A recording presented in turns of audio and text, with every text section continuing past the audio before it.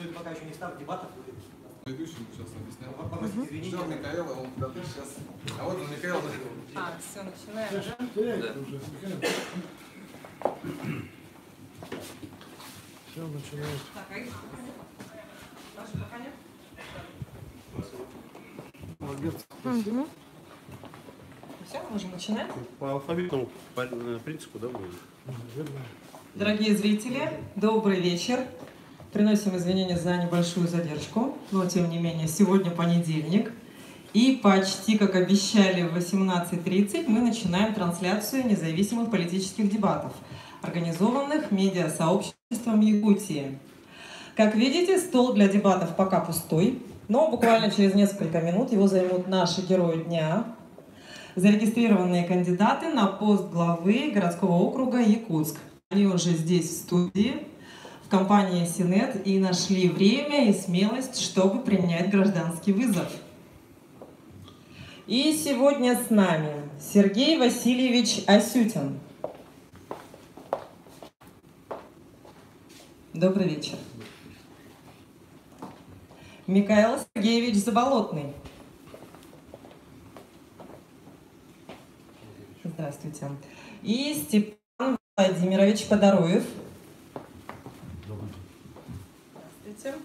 Четвертым должен был выступить Александр Александрович Савинов, но в связи с его выездом за пределы Якутска в составе официальной делегации этот кандидат будет участвовать во втором туре дебатов 31 августа. Гражданский вызов – это не метафора. Данные дебаты действительно стали возможны благодаря вызову, который приняли наши участники. И сегодня им предстоит отвечать на вопросы друг друга, и мы надеемся, что это будут острые вопросы, а также на те, которые подготовили журналисты города и республики. Но прежде нам необходимо определить порядок, в котором будут выступать участники. Здесь на столе расположены 4 конверта, в каждом порядковый номер, согласно которому кандидаты должны занять место за столом. И прошу участников выбрать свой конверт. Сергей Васильевич Асютин. Если попадется номер 4, вы просто его пропустите.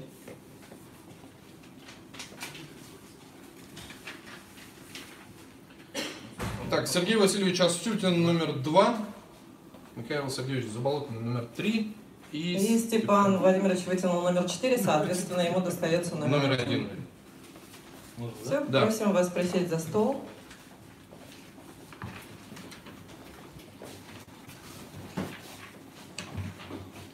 А сегодняшние дебаты ведут корреспондент НВК «Саха» Александр Лысак и главный редактор сайта якутянка.ру Алена Алексеева.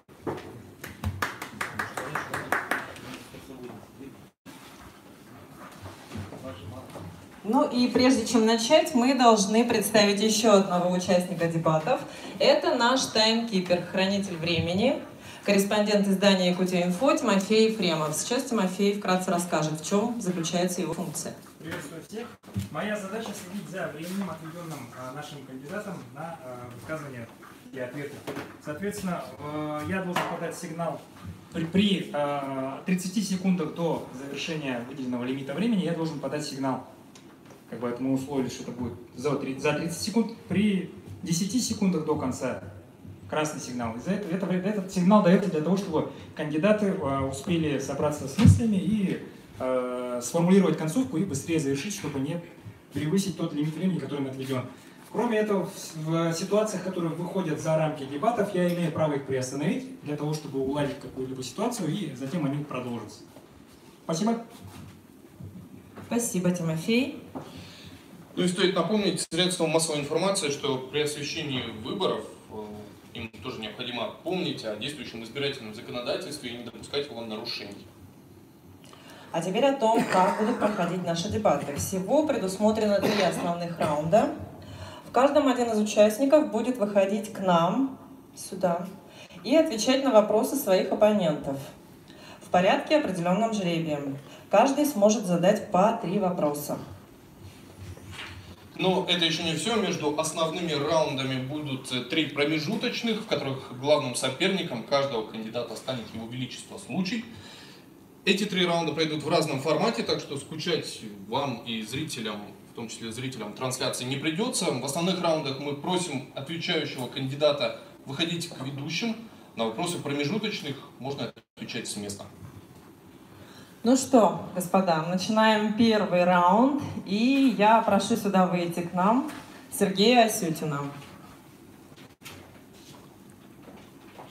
А, нет, у вас же был первый номер, да? Прошу прощения, да. Да, Степан Подоровин. Степан Подоровин. Берите микрофон.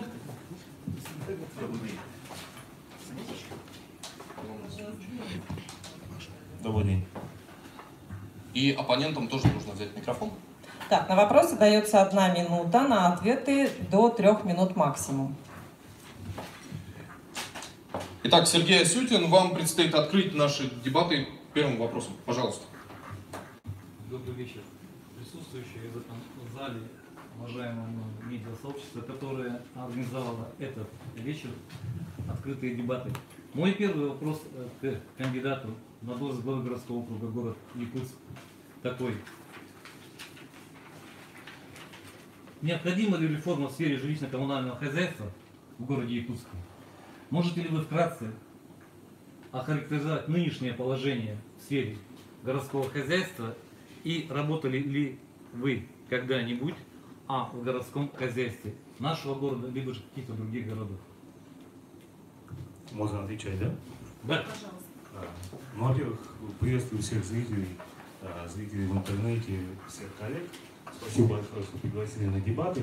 Соответственно, можно без микрофона? Соответственно, что касаемо городского хозяйства. Состояние городского хозяйства в городе Якутске аховое. Абсолютно. У каждого второго якутянина, если вы откроете кран дома, будет течь ржавая вода. Управляющие компании не работают, работать их надо заставлять. По всем остальным аспектам городского хозяйства также надо смотреть и заставлять работать тех, кто, соответственно, за это отвечает. Все?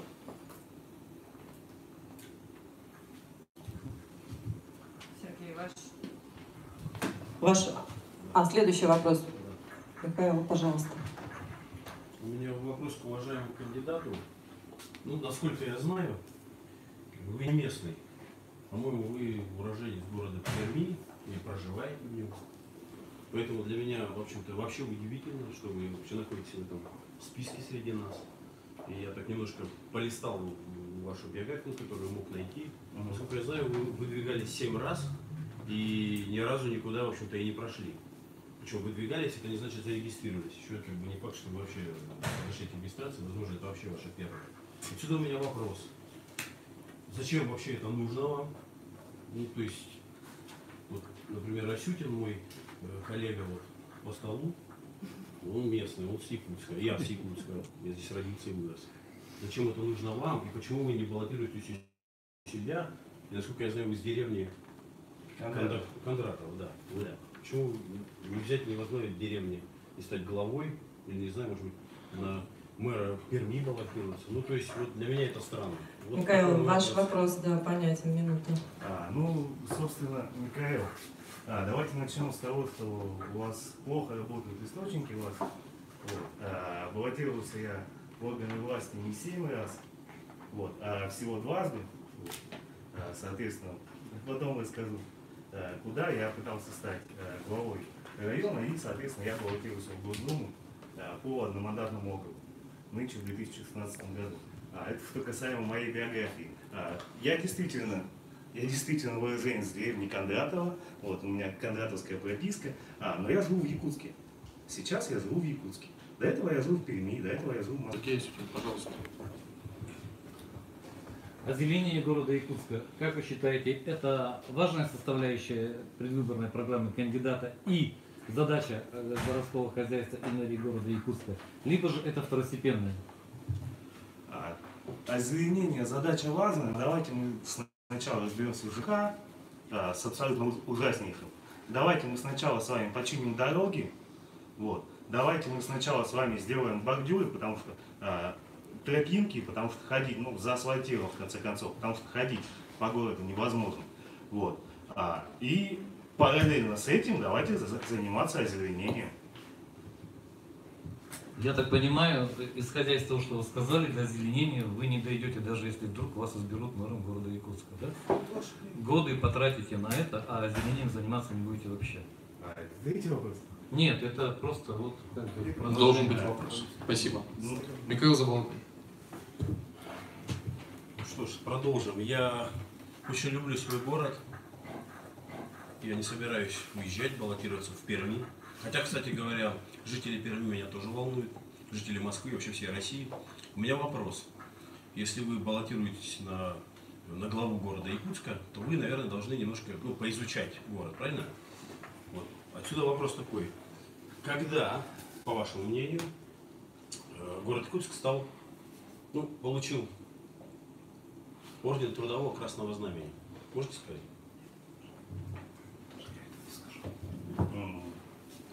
Честно признаюсь, не скажу. Вот буду абсолютно честным перед своими избирателями.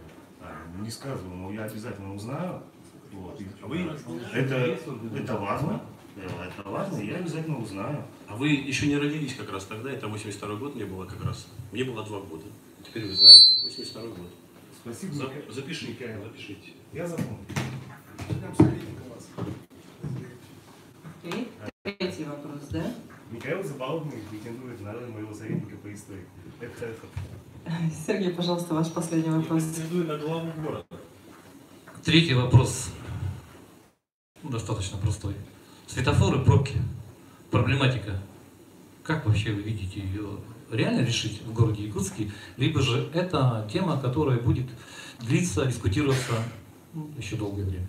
Сергей, такие философские вопросы задает. Надо измерять логистику, соответственно, измерять транспортные потоки. Вот. И исходя из этого мы поймем, где нам нужны светофоры, где нам нужны пешеходные переходы. Вот. И, соответственно, разговаривать с жителями на предмет того, нужно ли нам сейчас вот здесь пешеходный переход, нужно ли нам вот здесь светофор. Вот. Пробки – это проблема решаемая, как подсказывает нам опыт других регионов. Соответственно, в Якутске не так много автомобилей, вот, для того, чтобы здесь создавались пробки. Надо просто расширить дороги. Сделать дороги шире, пробок не будет. Спасибо. И, Михаил Заболотный, ваш третий вопрос. Просто тему эту затронули. Я, честно говоря, вот не знаю, какая среднегодовая температура в Перми. У нас очень холодно. Я знаю. Знаете, разрыв очень большой. Бывает минус 25, даже зимой температура поднимается, бывает опускается до минус 55, да, то и ниже. Вы знаете, наверное, что дороги обрабатывают реагентом, знаете? Посыпают. Да. Вот. Каким химическим реагентом обрабатывают дороги в городе Якутске зимой? Чтобы не было скользко. Михаил, у меня к вам будет личная просьба. Вот. Вы, когда баллотируетесь на главу города Якутска... Это ответ? Да, это ответ. Да. Но когда баллотируетесь на главу города, вы занимаетесь общением с избирателями, занимаетесь своей агитацией. Не будьте, пожалуйста, Википедией. Вы же должны знать, вы же идете на главу. Между прочим, это самая северная столица в мире. Вы должны знать такие вещи. Вы прилетели, выдвинулись, зарегистрировались.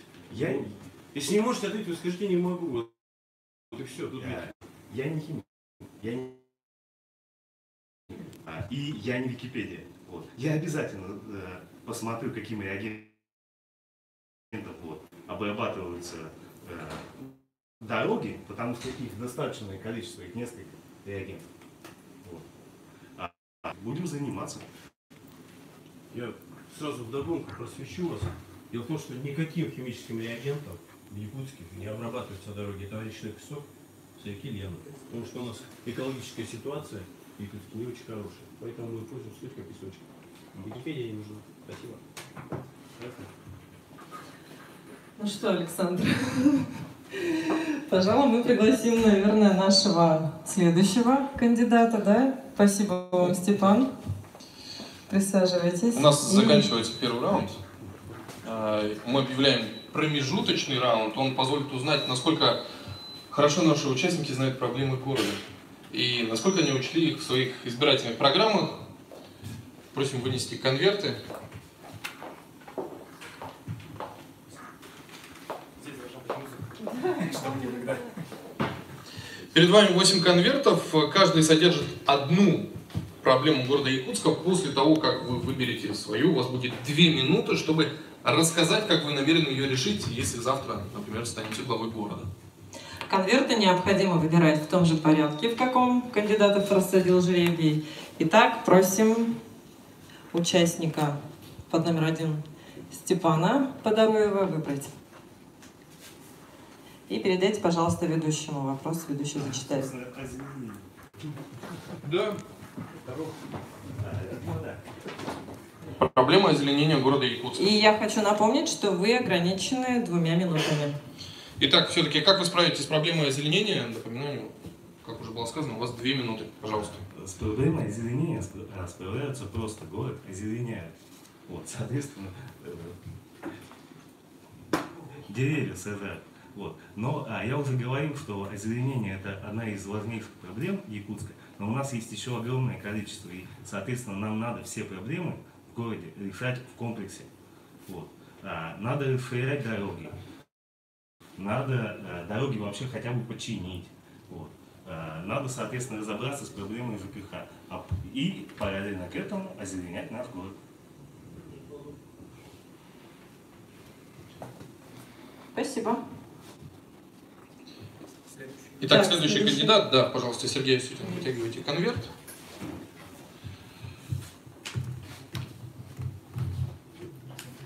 Какая проблема у вас? У вас пыль на улицах.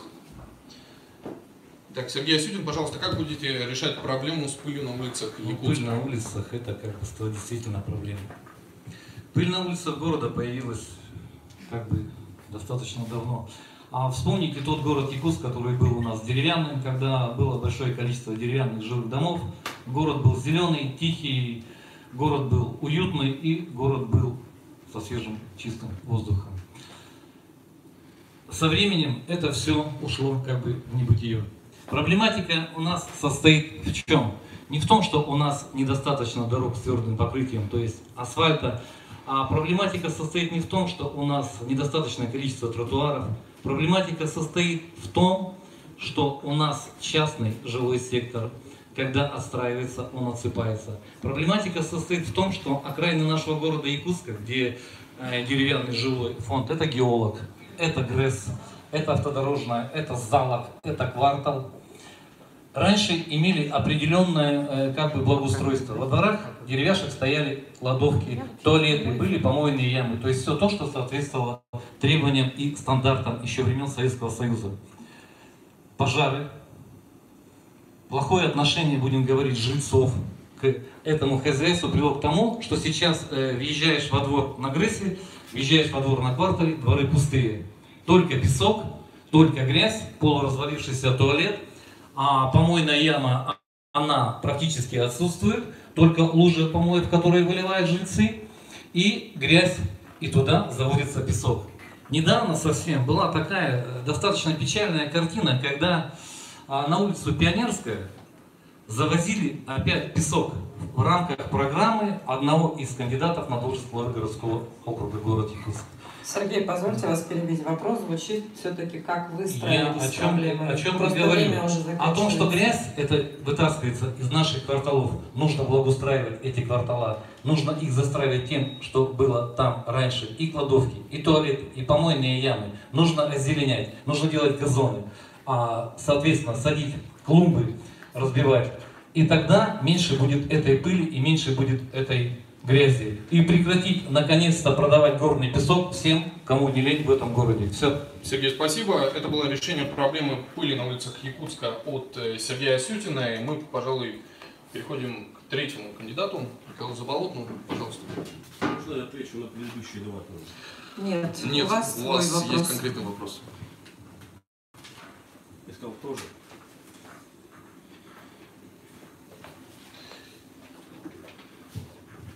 Итак, муниципальный долг города Якутска на сегодня он составляет 2 миллиарда 800 миллионов рублей. Михаил Заболотный, как будете решать эту проблему? Собственно, это есть в моей программе.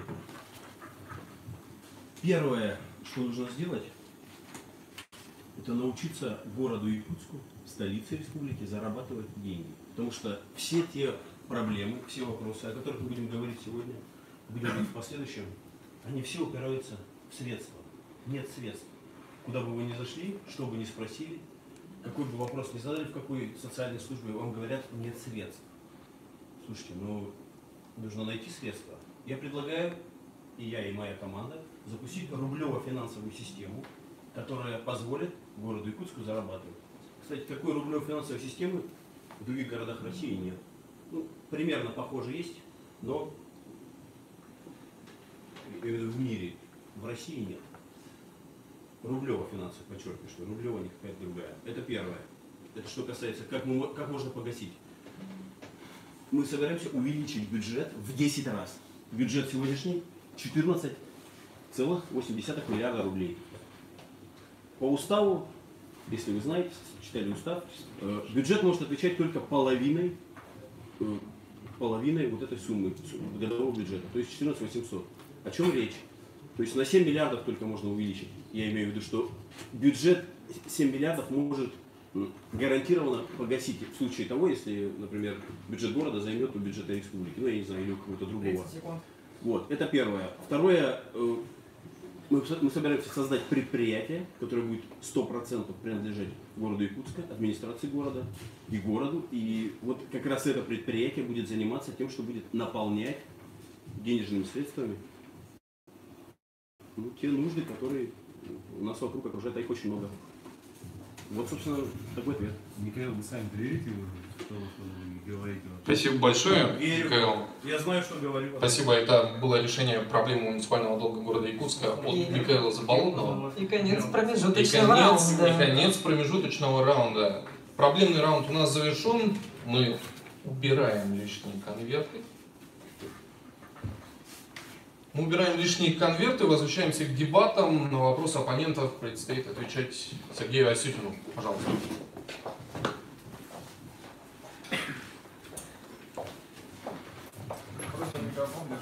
Берите микрофон, держите его поближе, а начинает задавать вопросы участник, который держал ответ первым. Это, пожалуйста. Сергей, у меня вопрос к вам очень простой. Соответственно, я не видел ни одного выпущенного вами агитационного материала. Вот. Вам неужели нечего рассказать вообще жителям города Якутска? Хороший вопрос. Весь агитационный материал выйдет немножко позднее, дня через 3-4. И билборды, и плакаты, и программы, и интервью в газетах. Спасибо. Странно, да? Один кандидат подыгрывает второму, предлагая ему пропиариться лишний раз, другой не пользуется этой возможностью. Что за дебаты? Хочется напомнить, что хронометраж вопроса 1 минута, ответ до 3 минут. Михаил, пожалуйста, ваш первый вопрос. Насколько я знаю, вы были главой автодорожного округа, да? Да. Просто вопрос не закончился. Значит, вот у меня вопрос. Почему вы ушли или вас ушли? Последняя наша, либо же крайняя встреча с рио главы сейчас, Айсеном Сергеевичем Николаевым, была 17 декабря 2015 года. Когда Айсен Сергеевич пригласил меня, и у нас был разговор по поводу одного кадрового вопроса. Я тогда задал ему вопрос: Айсен Сергеевич, ответьте, пожалуйста, вот мы сейчас вдвоем, 1 на 1, за что же все-таки меня уволили в 2014 году? Он не смог ответить на этот вопрос. Поэтому я честно говорю, я сам не знаю, за что я тогда был уволен. Это открытый и честный вопрос. Ответ говорю. Степан Подоруев, пожалуйста, Степан, ваш второй вопрос. Ну, собственно, с Сергеем Саимовым не встречались до этого, не знакомы, но я прекрасно знаком и 2 раза встречался с его представителем в суде. Дело в том, что когда Сергей подавал документы для регистрации в качестве кандидата, документы были оформлены с огромным количеством нарушений. Я насчитал порядка 10, вот, по каждому из них есть позиции или областного, или Верховного суда РФ. Есть по одной из позиций, соответственно, позицию Пленума Верховного суда РФ. Вот. Соответственно, вопрос. Считаете ли вы, Сергей, что, будучи кандидатом, вы еще на этапе выдвижения можете нарушать закон? Хороший вопрос. Во-первых, закон я не нарушал, прожив 54 года. И здесь, когда подавались определенные документы, необходимые, в территориальной избирательной комиссии была методичка. Ее дали кандидату. Там четко написано было по вопросу первому, то, что я не поставил свою подпись на копии диплома. Там написано диплом плюс копия. Нужно его регистрировать, нужно его засвидетельствовать, нужно его там подписать, да? Ничего не написано. Это первое. Второе, по поводу того, что там отсутствует либо же прочерк, тоже никаких таких определенных рекомендаций нету. На многие вопросы, которые я задавал представителям территориальной избирательной комиссии, да, они давали достаточно простые ответы. Они говорили: ребята, вы образованные, грамотные, умные, заходите на наш сайт, смотрите, да, читайте, пишите, приносите. Но, извините, я не юрист. Я хозяйственник, я транспортник, я управленец. И поэтому здесь, если то, что вы называете нарушением закона, я могу сказать в точности, но они сделались либо же делались не специально, без злого умысла. И вопрос в чем? Я четко понимал и четко представлял, что моя задача какая? Быть зарегистрированным. Я к этому относился очень серьезно. Когда мне позвонили и сказали, что необходима справка, которой нету в перечне, я задал вопрос: справки нету. Они говорят: вы, пожалуйста, принесите. Я говорю: как она должна быть выглядеть? Мне сказали: либо же уведомление, либо же заявление, либо же справка. Вы знаете, я принес 3 бумажки. Одна была написана справка, вторая уведомление, третье заявление. Я сказал: посмотрите, пожалуйста, и скажите, какая подойдет для комиссии, чтобы меня зарегистрировали. Они выбрали одну. У меня дома лежит 2. Уведомления и заявления. Понимаете? Я делал все то, что было написано в этой методичке. Поэтому, извините, закон я нарушал. Вы все претензии взрослый человек, да. И вы сейчас ссылаетесь на методичку. Скажите мне, что важнее? Даже не юрист это должен ответить. Это третий вопрос. Пусть будет третий. Методичка Пусть третий, или 67-й федеральный закон об основных гарантиях избирательных прав и права. Хорошо, я тогда сразу вам скажу, вы себя считаете юристом, почему тогда вы приходите в суд и приводите с собой представителя, да? Это первое. И второе, и представитель является членом штаба Федора Владимира Юрьевича. Вы хотели вы это услышали, спасибо. Я дозадам свой вопрос. Я вам отвечу. Не потому ли, секунду буквально, не потому ли, что основания для отказа вам в регистрации полностью совпадают с основаниями для отказа в регистрации кандидату Савинову? Понимаете, я нацелен на то, чтобы баллотироваться кандидатом. Я нацелен на то, чтобы общаться и разговаривать. А выяснять, копать, что там, вынюхивать, выискивать, понимаете, мне это совсем не надо, это не мои методы. Вы их оставьте, пожалуйста, при себе. Закон един для всех. Спасибо. Для всех кандидатов. Спасибо. Так, Микаэл, по всей видимости, вы сейчас должны задать 2 вопроса. Второй и третий вопрос свой, да. Как вы считаете, что, на ваш взгляд, нужно сделать в Якутске, чтобы улучшить сферу здравоохранения? Во-первых, нужно сделать так, чтобы не только люди, но и врачи начали понимать, что они необходимы друг другу. К врачам я отношусь, честно скажу, достаточно предвзято. Потому что в далеком 90-м году был один такой случай, который мог прервать мою жизнь. Была врачебная ошибка, была клиническая смерть и прочее, прочее, прочее. Но, тем не менее, к врачам все-таки должно быть определенное отношение. Система здравоохранения, она во многом зависима. Разговаривая с людьми, разговаривая с врачами, можно понять одно: это люди зависимые. Они зависят от фонда обязательного медицинского страхования, они зависят от инструкций, которыми они окружены, они зависят еще от многого. От Министерства здравоохранения и России, и республики, и от городского здравоохранения. Врач, он человек такой, понимаете, сейчас. Но и во всяком случае, скорее всего, достаточно большое количество неквалифицированных врачей. Должна быть проведена такая определенная работа определенная работа. И над этим надо думать, потому что вопрос достаточно серьезный. Здравоохранение в республике, оно хромает. Хотя очень много врачей и достойных, и заслуженных. И как бы мы ни говорили, все равно мы куда идем? Мы идем к ним. Дело в том, что вы должны знать, что город... Это ваш третий вопрос? Это не третий вопрос, я хочу просто пояснить, что... Комментарий. Дело в том, что объекты здравоохранения, они относятся к Министерству здравоохранения, то есть это республиканский бюджет, это совсем не город. То есть вы, конечно, можете поучаствовать, давайте но... не выбиваться из Хорошо, регламента. хорошо. Вы задали свой второй вопрос. Хорошо. Теперь переходите к третьему, или мы этот засчитаем третьим. Хорошо. Как вы считаете, что нужно сделать для того, чтобы развить, и как это сделать, развить детский спорт в Якутске?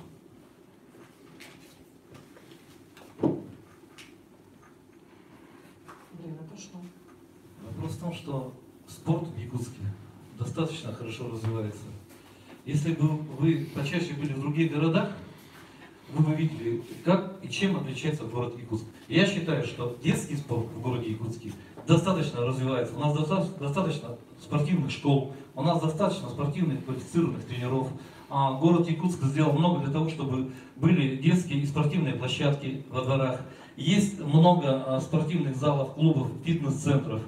И есть возможность детям ходить туда. Да, понятно, что они платные, да, понятно, что это дорого. Но вопрос, видите, в чем? Нужно знать эту проблематику, нужно коснуться этой проблематики. А так как мы кандидаты, мы этой проблематики сейчас не касались, и поэтому все, что можно сейчас сказать, это будет голословным. Нужно изучить проблему изнутри, и тогда уже принимать какое-то определенное решение. Все. Сколько школ там, знаете? Я здесь не на экзамене по статистике. Спасибо большое, Сергей Осютин. Присаживайтесь, занимайте свое место среди кандидатов. Второй раунд завершен. И мы объявляем второй промежуточный раунд, который обещает быть бодрым, интересным и неформальным, чтобы взбодрить и кандидатов, и наших зрителей. Сейчас каждому из участников предстоит дать целое интервью, потому что у нас... Так, здесь вот на подносе есть вопросы. Да, у нас предстоит блиц. Вы выбираете... Перед вами будет снова 8 конвертов, в каждом из которых в случайном порядке подобрано 10 вопросов. Простые, непростые, может даже местами неожиданные вопросы, на которые вам нужно отвечать быстро, коротко, односложно. Блиц-интервью необходимо нам, чтобы горожане смогли оценить для себя еще некоторые ваши личностные качества. И в этом раунде мы не нуждаемся в услугах таймкипера. Спасибо, Тимофей, и его флажкам. Вопросы будут зачитывать ведущие, и участник сразу дает на каждый заданный вопрос свой ответ. Если ответа нет в течение 5 секунд, ведущий зачитывает следующий вопрос. Итак, 10 раз подряд. Степан Подоруев, пожалуйста, берите свой конверт, вы выбрали. Сейчас. Сергей, давайте я возьму тот, который вы выберете следующим, чтобы мы тоже не задерживали. Итак, как уже было сказано, отвечаете быстро, коротко, односложно. В течение 5 секунд вам необходимо ответить на каждый вопрос. Не ответили, мы переходим к следующему вопросу. Итак, бочка, бодливая коза, зодиак, дикая утка. Какое заведение выберете вы? Дикая утка. Антиалкогольная политика Егора Борисова принесла больше вреда или пользы? Больше пользы, потому что алкоголь продается меньше по времени, чем в остальных регионах. Павел Грудинин или Владимир Путин? Владимир Путин. Кому... Микрофон можете задать прямо? Да, давайте, может, лучше микрофон. Да. Попрошу вообще всегда использовать микрофон. Раз. Да. Кому принадлежит фраза «Не спрашивайте, что ваша страна может сделать для вас, спрашивайте, что вы можете сделать для своей страны»? Не знаю. Кеннеди. Место женщины? Еще раз. Место женщины. Продолжите. Где? Место женщины. Рядом с мужем. Вы мэр. Какую машину выбираете, Lexus или Prado? Служебным. Сколько стоит проезд до Хатас? Проезд в автобусе 30 рублей. До Хатас. Не знаю. Лучший советский фильм это... Место встречи изменить нельзя. Закончите фразу «Кто ты? Что ты сделал в свои года для...» Для города Якутска. Хип-хопа. Кем сейчас работает Егор Борисов? Не знаю. Назовите любой рассказ Аркадия Гайдара. Тимур и его команда. На сколько лет нужно повысить пенсионный возраст? Его надо снижать. Если бы вы жители Якутска. Если бы вы могли отменить любое решение Путина, это было бы... Отмена пенсионной реформы. Нужно ли разрешать хентай? А он разве запрещен? На этом все. Спасибо. Все, это был блиц для Степана Подороева. И теперь мы переходим к нашему второму кандидату, Сергею Асютин. Приготовьтесь, пожалуйста, ваши 15 вопросов. Итак, первый. Ваш любимый персонаж «Игры престолов»? Я вообще не знаю эту игру. Кто такой Спартак Бордюрович? Это бывший мэр города Якутска. Борисов. Так, третий вопрос. Кирби или Кэшбери? Что? Кирби или Кэшбери? Вообще без разницы. Ну, тут разница приличная, конечно, хотя что-то общее в этом есть, да? Про что фильм «Левиафан»? Я его не смотрел. Чем отличается байкер от православного мотоциклиста? Ну, байкер он одет немножко покруче. А православный мотоциклист — это обычный мотоциклист с обычным старым мотоциклом. Вот и все. Почему? Ну, мне так кажется. Хорошо. Я не встречался ни с тем, ни с другим живым ни разу. Это фантазия. Это фантазия, понятно. Сколько в Якутске административных округов? 8. Неверно. 7. Следующий вопрос. 15. Антон Сафронов – недооцененный кадр или кадровая ошибка? Это кто? Так. 6,9. Ну, пускай будет 9/12, если недооценен. Это ваш ответ на вопрос 6,9? Может. Средняя зарплата по Якутии? Это тайна за 7 печатями. У каждого своя правда. У Егора Афанасьевича Борисова была своя, а у того, кто получает минимальную, своя. Поэтому средняя — это условно единица. Хорошо, ответ принят. Следующий вопрос. Что общего у Мерлин Мэнсон и Мерлин Монро? Ну, то, что они женщины. Здорово. Мэнсон сейчас расстроился. Бродячих собак нужно. Дальше вы продолжаете этот вопрос. Бродячих собак нужно всех, как бы сказать, либо же утилизировать, будем так говорить, либо же их в то место, где они должны находиться, в собачьем питомнике. Понятно. Вы боитесь НАТО? Нет, я его не боюсь. Можно ли в России легализовать короткоствол? Да. Считаете, что можно? Нет. Вы спрашиваете, можно? Да, можно. А на вопрос нужно уже второй вопрос. Кто развалил СССР? Горбачев. Кто в вашей семье зарабатывает больше, жена или муж? Жена. Все, спасибо. Это были ответы Сергея Асютина. Да, Михаил И Заболотный, теперь пожалуйста. конверт вытягивает Михаил Заболотный. Итак, ваши 15 вопросов. Сколько подарков покупаете на 8 марта? 3. Можно ли оправдать репрессии 1937 года? Нет. Вы верите в Третью мировую войну? Нет, надеюсь. Надо ли продавать торгово-развлекательный центр Туймада? Нет. В Якутске надо поставить памятник кому или чему? Манчар. Пивас или шампусик? Ни то, ни другое. Сколько раз можете отжаться от пола? 30. Кому, кроме вас, можно доверить город? Никому. Вы бы отменили закон Тимы Яковлева? Да. На сколько лет выбирают президента России? На 6. Что такое цепи кованые? Игра. Знаете ли вы 51-ю статью Конституции? Да. Никто не может сидеть против себя. Бокс или вольная борьба? И то, и то. Кто написал Алан Кон Нюргун Ботур стремительный? Были дела. Следующий. Да, это был Платон Аюнский. Точно. Сколько человек бьются за пост главы Якутии? 4. Все верно, спасибо. Это был ответ Михаила Заболотного на Блиц. И Блиц завершается, очередной промежуточный раунд. Мы приступаем к третьему раунду. Напоминаю, что есть ограничение по времени. 3 минуты на ответ.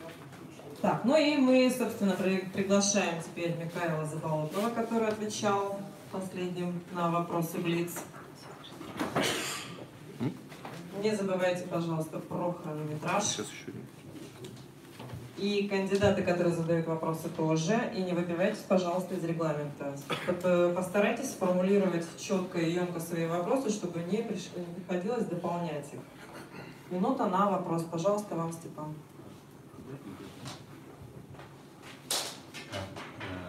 Михаил, собственно, тот же самый вопрос, что и Сергею. Вот, но поскольку два прекрасных технических кандидата, не видел ни одного вашего АПМ, ни одной вашей газеты. Я вот газету выпустил, вы если будете выпускать газету, вы готовы ее раздавать лично? Я лично раздаю. Степан, вы, наверное, не знаете, чем я занимаюсь. Я директор телеканала «Радио Якутск». Значит, перечисляем. Мы до этого дойдем. У меня идет ролик по телеканалу, «Бегущая строка», баннер анимационный, за который я заплатил. Висят растяжки, вывески.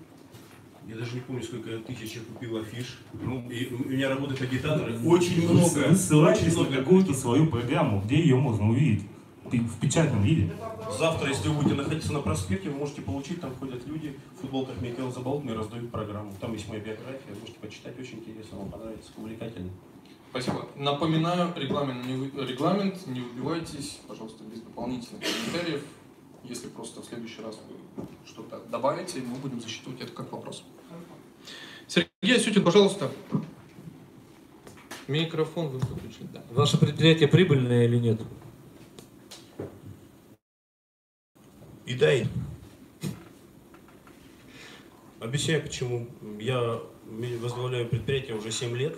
Предприятие мне досталось с долгами. За 7 лет я отработал ровно половину тех долгов, которые были на этом предприятии. До меня были 3 горя директора. Ну, все фамилии, наверное, вы знаете. Вот. Спасибо. Степан Подоруев, ваш второй вопрос. Микрофон включите, пожалуйста. Михаил, по моей информации, вы, являясь директором ООО телекомпании «Алмаз», вогнали предприятие в долги, в многомиллионные, соответственно. Получали кредит в Комдрак, имеете, то есть, по сути, это бюджетные деньги. Их также не вернули, были суды, было заявление в АБЭП.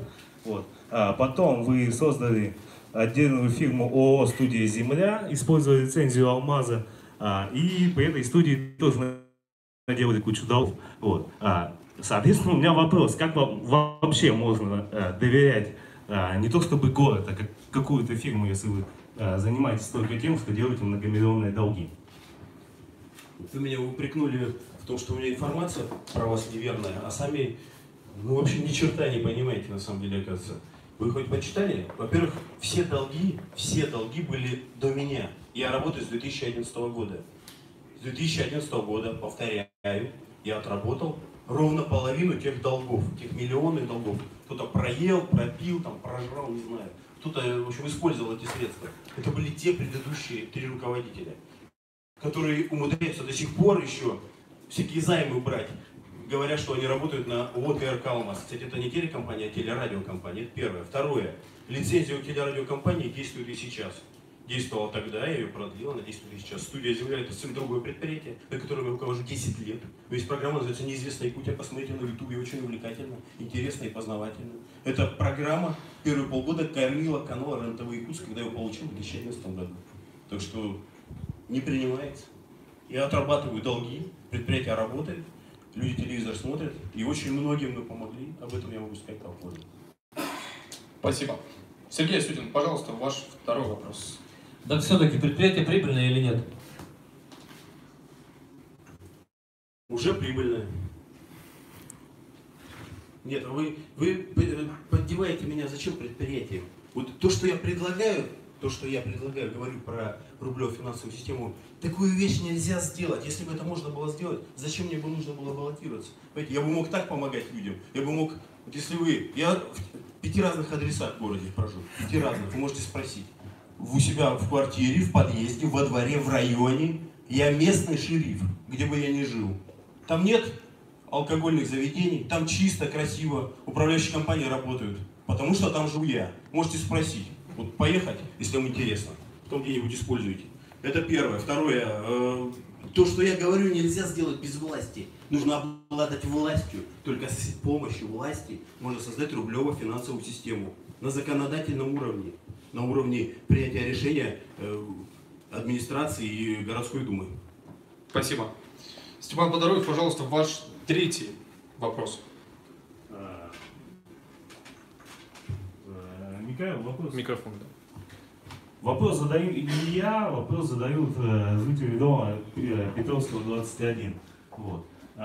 Вы, соответственно, незаконным образом перевели свой квартиру в нежилое помещение, после чего приварили туда лестницу, вот, и не даете жить жителям дома. Ну, это тоже уже старая информация, уже значит, несколько месяцев прошло, я отвечу. Значит, это правда. Я живу. Это не Петровского 21, а Петровского 23. Нет, я правда, что я приварил лестницу. Но я не приварил. Дело в том, что вы же хотите, чтобы я ответил, или вы будете меня перебивать? Послушайте. Значит, смотрите. Перед тем, как я приварил лестницу в квартире, где у меня находится телеканал РЕН-ТВ Якутск, потому что если находиться где-то в другом месте, нужно платить арендную плату, там, свет и прочие платежи. Поэтому я перевел в квартиру, переезжая с нее, вывел на улицу, сделал крыльцо. Что я сделал перед этим? Я обошел 92 квартиры, потому что я в этом доме живу уже 6 лет, спокойно подписал и положил этот протокол, у меня лежит. Вы можете прийти на Петровского 23, офис 2, была квартира 2, теперь офис, там лежит протокол прямо у менеджера. Дальше, я сделал проект, я просто не успел зарегистрировать. Взяли вы информацию, эта информация была весной, такой же вот злопыхатель и завистник, как вы, а вообще? Степан, у вас была возможность задать вопрос. Написал в интернете специально, просто чтобы поднять, потому что моя фамилия известная в этом городе, я здесь родился и вырос, я коренной якут. Поэтому очень просто написать фамилию медийную, и там поперли комментарии, просто очень, ну как бы я имею в виду, чтобы это кому-то, знаете, как, ну, кому-то это приятно, наверное, что ли, гадости писать. Спасибо. Сергей Сютин, пожалуйста, ваш третий вопрос. У меня такой вопрос. Почему кандидат в мэры, а не в шериф? Да потому что у нас выбрать шерифа нельзя. Николай Иванович Кульбертинов, начальник УВД, назначается приказом министра, ну и потом это борьба с преступностью. А я хочу совсем другими вещами заниматься. Я хочу, чтобы город был чище, красивее. Вот вы один не ответил про озеленение, второй про пыль. Ну вообще два краеугольных вопроса. Чтобы озеленять, нужно больше деревьев. У нас было 1 миллион цветов, теперь нам нужно сделать, ну хотя бы 10 тысяч деревьев посадить. Причем посадить их так, сделать вокруг них, ну хотя бы радиус оставить метр, чтобы можно было поливать. Не нужно их срубать, не нужно вырубать тайник, но закатать все в асфальт. Закатать асфальт, сделать тротуары, отделить их ограждениями, на въезде в город поставить мойки, чтобы мыть машины грузовые, чтобы они, вот эта пыль не заходила в город, и за это штрафовать и эти деньги в бюджет передавать. Вот какие вещи нужно сделать, чтобы не было пыли. И с песком, конечно, нужно понять, какими вещами другими можно сыпать, но, к сожалению, пока не придумали. Что касается, вот вы сказали по поводу пыли и озеленения, вот как раз эти две вещи. Ну и самое главное, вы знаете, есть вьюны, которые живут и на севере, можно было очень красиво, между прочим, делать на дома, и был воздух чище, и пыли было бы меньше. Спасибо. Михаил Заболотный, пожалуйста, занимайте свое место. Мы завершаем дебаты последним раундом. На сей раз мы хотим узнать, готовы ли кандидаты отвечать на вопросы, которые часто задают наши читатели и зрители, когда обращаются к журналистам за помощью или пытаются привлечь внимание к каким-то вопросам. Перед вами снова 8 конвертов. Каждый содержит 2 вопроса из числа тех, что мы регулярно слышим от жителей города. Их задают нам, но решение люди ждут именно от вас. Точнее, от того из вас, кто возглавит столицу после выборов. И жизнь показывает, что у сложных вопросов часто бывают простые ответы. Поэтому у вас будет буквально по минуте, чтобы ответить на каждый вопрос. Итак, просим Степана Подоруева выбрать конверт.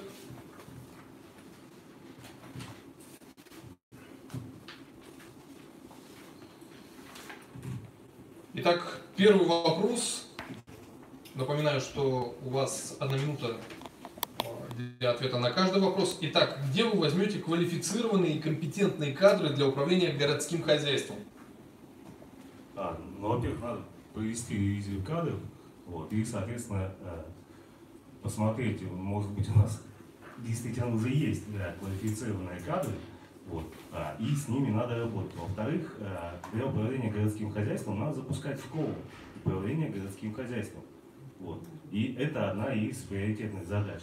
Нам надо обучить своих менеджеров, своих якутских, не надо никого привозить. И второй вопрос. Как вы решите вопрос с пивными барами и лже-кафе? Надо штрафовать, привлекать к административной ответственности. Спасибо. Это были ответы Степана Подоруева. А теперь Сергей Осокин, пожалуйста.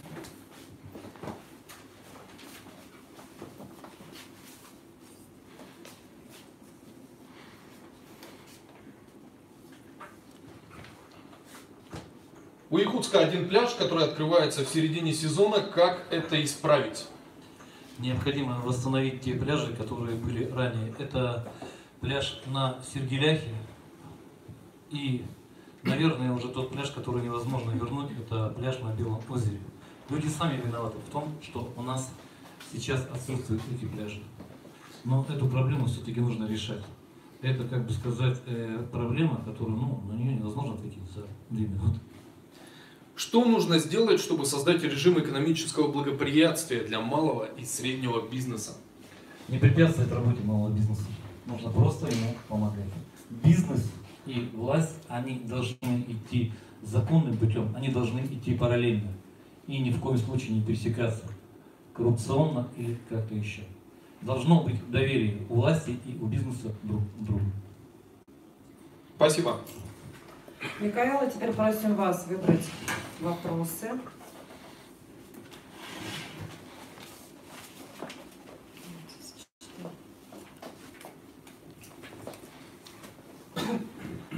Скажите, пожалуйста, как обеспечить безопасность на дорогах Якутска? Вообще нужно все пересмотреть, вот систему светофоров. Дело в том, что у нас много светофоров, и они очень долго, порой очень долго, будем говорить, работают. То есть по 1,5 минуты это очень много для маленького города. Во-первых, они очень часто стоят. Про режим светофора. Да, но дело в том, что можно взять очень хороший полезный опыт, например, Европы или можно Центральной России. Там часто делают лежачие полицейские. Ну, конечно, перед этим нужно, чтобы это были хорошие дороги.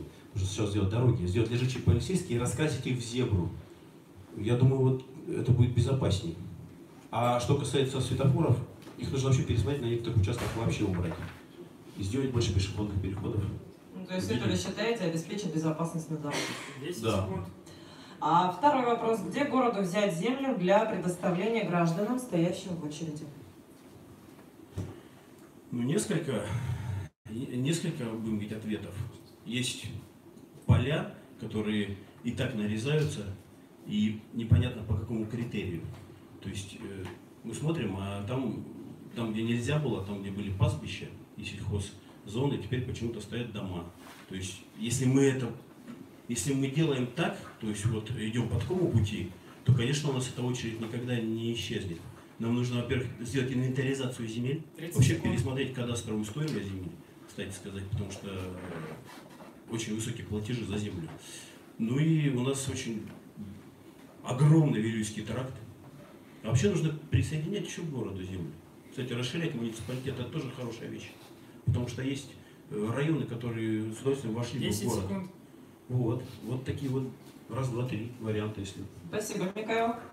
Итак, окончен последний раунд. Наши дебаты подошли к концу. И мы благодарим кандидатов на пост мэра города Якутска за участие в дебатах и за то, что нашли в себе достаточно мужества, чтобы принять гражданский вызов. Спасибо вам. И надеемся, что после всего, что было, вы пожмете друг другу руки. Напоминаем, что правилами предусмотрен финальный тур, в котором два лучших дебатера сегодняшнего дня встретятся с двумя лучшими ораторами второго тура. Выбирать этих двоих предстоит нашим зрителям. На сайте News.egt.ru через несколько минут будет запущено защищенное электронное голосование. Принимайте участие. Коллегам из СМИ мы хотим напомнить о необходимости соблюдать избирательное законодательство при освещении дебатов. Большое спасибо всем, кто принял участие и помог организовать это мероприятие. Большое спасибо нашим зрителям. Это был «Гражданский вызов», и увидимся с вами во втором туре 31 августа.